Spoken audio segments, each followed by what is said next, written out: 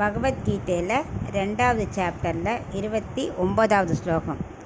ஆச்சரியவத் பஷ்யதி கஷ்டிதேனம் ஆச்சரியவத் வததி ததைவ சான்யக ஆச்சரியவச்சைனமன்ய ஸ்ருணோதி ஸ்ருத்வாப்யேனம் வேத ந சைவ கஷ்டித். இப்போ இதுக்குள்ளே அர்த்தத்தை பார்க்கலாம். 26, 27, 28 இந்த 3 ஸ்லோகத்துலேயும் அவர் ஆத்மா வேறு உடல் வேறுன்னு சொல்லிகிட்டு இருந்தார் இல்லையா.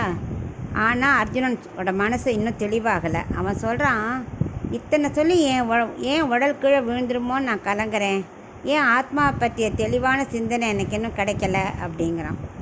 அப்போ கிருஷ்ணர் சொன்னார், அது உனக்கு மட்டும் இல்லை, உலகத்தில் நிறைய பேருக்கு அப்படி தான் இருக்கும், அது ஈஸி இல்லை தெரிஞ்சுக்கிறது அப்படிங்கிற. அப்போ அதுக்கு அவன் சொல்கிறான், இவ்வளோ கஷ்டமான விஷயம்னா அப்பயும் அதை பற்றி தெரிஞ்சுக்கணும் அப்படிங்கிறான்.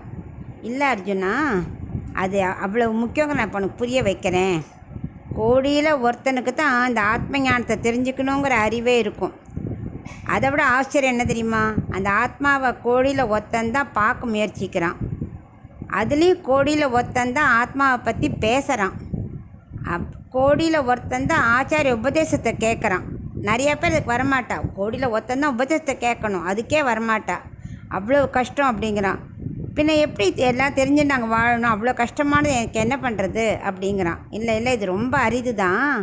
ஆனால் அந்த ஞானத்தை கிடச்ச ஆத்ம ஞானிகிட்ட போய் நம்மளை நாமளே உயர்த்திக்க ட்ரை பண்ணணும். கொஞ்சம் கொஞ்சமாக நம்ம ஞானத்தை வளர்த்துக்கணும் அப்படிங்கிறார்.